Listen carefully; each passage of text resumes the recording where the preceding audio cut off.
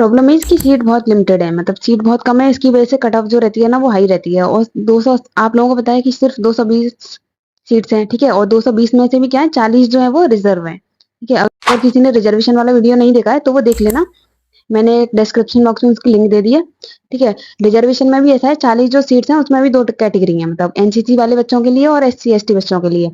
और कुछ बच्चों को डाउट है कि आर्मी के जो बच्चे होते हैं उनके लिए रिजर्वेशन होता है, तो आर्मी के बच्चों के लिए कोई रिजर्वेशन नहीं होता है, बस उनको कुछ मार्क्स मिलते हैं एक्स्ट्रा, 2 से 5, मतलब 2 मिलते हैं, पता नहीं 5, बस इतने ही मार्क्स मिलते हैं और कुछ ज्यादा नहीं होता।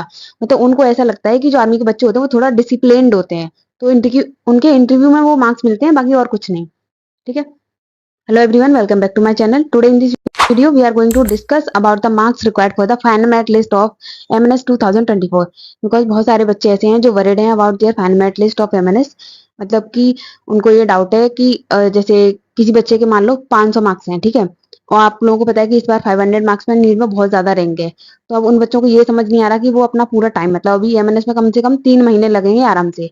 पहले 1 महीने में शॉर्ट लिस्टेड कैंडिडेट की लिस्ट आएगी, फिर आपका 1 महीना उसके इंटरव्यू और सीबीटी में जाता है, देन 1 महीने बाद उसकी फाइनल मेरिट लिस्ट आती है, मतलब बच्चा वेट करेगा ना तो उसके 3 महीने चले जाएंगे, ठीक है। और फिर उसके बाद भी अगर बच्चे का हो ना तो उसको ये डाउट रहता है कि मैम कहीं ऐसा ना हो कि हम अपना पूरा टाइम एमएनएस में इन्वेस्ट करें, उसके बाद में भी हमारा वो होना, ठीक है। तो वो दे जस्ट वांट क्लैरिटी कि मतलब हमारा होगा या नहीं होगा।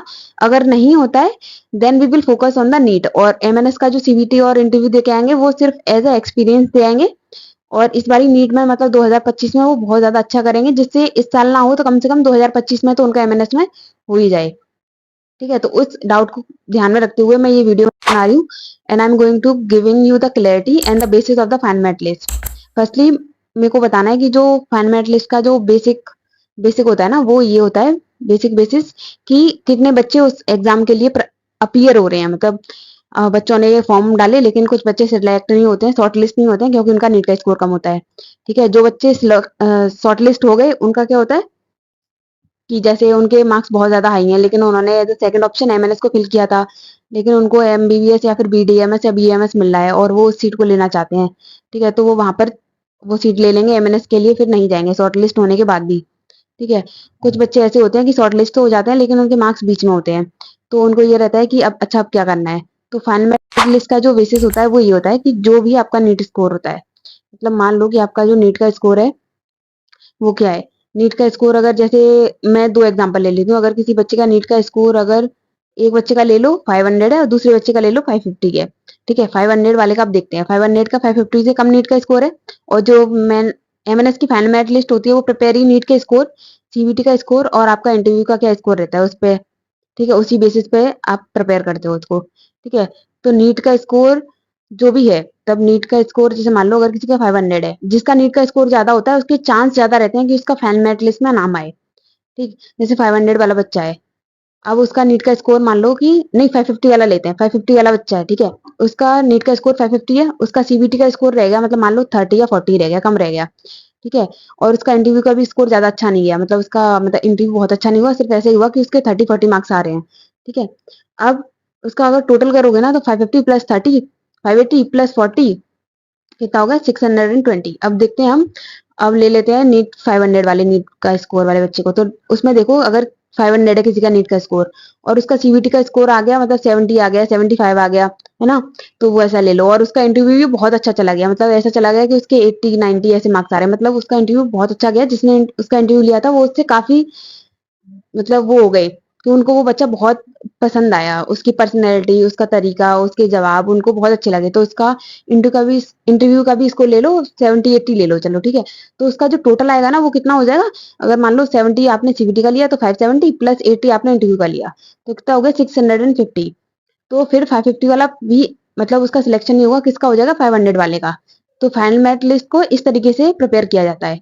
तो कभी कभी ऐसा होता है कि किसी का नीट स्कोर ज्यादा होता है लेकिन अगर उसका सीबीटी या इंटरव्यू में स्कोर कम रह जाता है तो फिर वो बच्चा रह जाता है। और इंटरव्यू बहुत काफी इफेक्ट डालता है आपकी पर्सनैलिटी को लेकर, क्योंकि इंडियन आर्मी की जॉब है तो आपकी पर्सनैलिटी स्ट्रांग होनी चाहिए। मतलब ऐसे ही कोई भी सहमा हुआ बच्चा इंटरव्यू क्लियर नहीं कर सकता, भले ही ये बेसिक सा इंटरव्यू है, बट उनकी जो बेसिक रिक्वायरमेंट है वो तो किसी कोई भी एग्जाम हो, किसी का भी एग्जाम हो, चाहे वो एफकेट का इंटरव्यू हो, चाहे वो एनडीए का इंटरव्यू हो, किसी का भी इंटरव्यू हो, वो उतना तो रखते ही रखते हैं, ठीक है। तो इस तरीके से आपकी फाइनल मेरिट लिस्ट को तैयार किया जाएगा। अब आप देख लो कि किस बच्चे की क्या रेंज है स्कोर की, और ये भी देख लेना कि वो सीबीटी में कितना स्कोर कर सकता है और इंटरव्यू में कितना स्कोर कर सकता है। इससे फिर आपको पता चल जाएगा कि आपका होना है फाइनल मेरिट लिस्ट में या नहीं होना है। फिर उस हिसाब से डिसाइड करो। जैसे आपको लगे कि फाइनल मेरिट लिस्ट में हो जाएगा, तो पूरा का पूरा टाइम सिर्फ एमएनएस को दो। अगर लग रहा है कि भाई नहीं हो पाएगा, मतलब कहीं ना कहीं चूक है कि रह जाए, तो फिर नीट पे भी ध्यान दो, क्योंकि 2025 के लिए वो चांस मत गवाओ।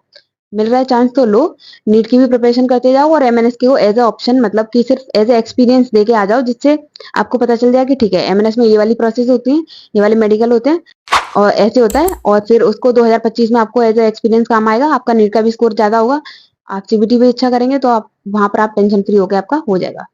ठीक है। अब आते हैं मेडिकल फिटनेस में। हाँ, मेडिकल फिटनेस जैसे मैं बताऊं, जैसे आप 2025 में बहुत अच्छा करते हो, जैसे आपका 600 प्लस आ, जैसे एक लड़की का कमेंट आया था, उसका था कि 630 आया, तो मैंने उसको ये बोला कि उसका नीट का स्कोर 630 है। अब मैंने उसको बोला भाई सीबीटी में कितने 10-20 मार्क्स भी करेगी ना स्कोर, तो भी उसके लिए मोर देन इनफ है। ठीक है, उसका इंटरव्यू अच्छा चला जाए, बस सीबीटी का स्कोर मैटर नहीं करता, क्योंकि नीट का स्कोर उसका बहुत ज्यादा हाई है और उसको अपनी मेडिकल फिटनेस पे ध्यान देना है। तो इस तरीके से करना कि अगर इस बारी कम स्कोर है तो फिर नीट पे मेहनत करो और इतना अच्छा स्कोर लेके आओ कि अगले साल के लिए सीबीटी के लिए टेंशन ही ना रहे। ठीक है। फिर आते हैं मेडिकल फिटनेस से। मेडिकल फिटनेस एक ऐसा है कि मैंने सारे वीडियोस अपलोड करे हैं कि मेडिकल के कौन कौन से टेस्ट होते हैं, टेम्पररी रिजेक्शन किसमें मिलता है और परमानेंट रिजेक्शन किसमें मिलता है। ठीक है। और मेडिकल टेस्ट के क्या क्या क्राइटेरिया होते हैं, तो वो सारी चीजें मैंने डिस्कस करी है।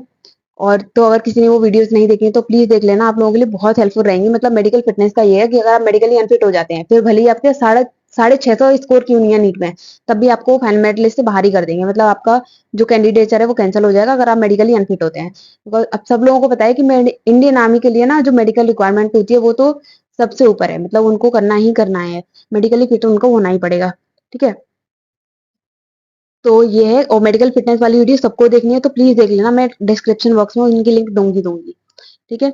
तो जो बच्चा मेडिकली फिट होता है वही आगे जाता है। जैसे मान लो अगर किसी बच्चे का 450 है स्कोर, ठीक है, और मेडिकली फिट है, और किसी बच्चे का 650 है, तब भी वो 650 वाले का सिलेक्शन नहीं होगा, 450 वाले का सिलेक्शन हो जाएगा। ठीक है। तो मेडिकल फिटनेस वाला देख लेना।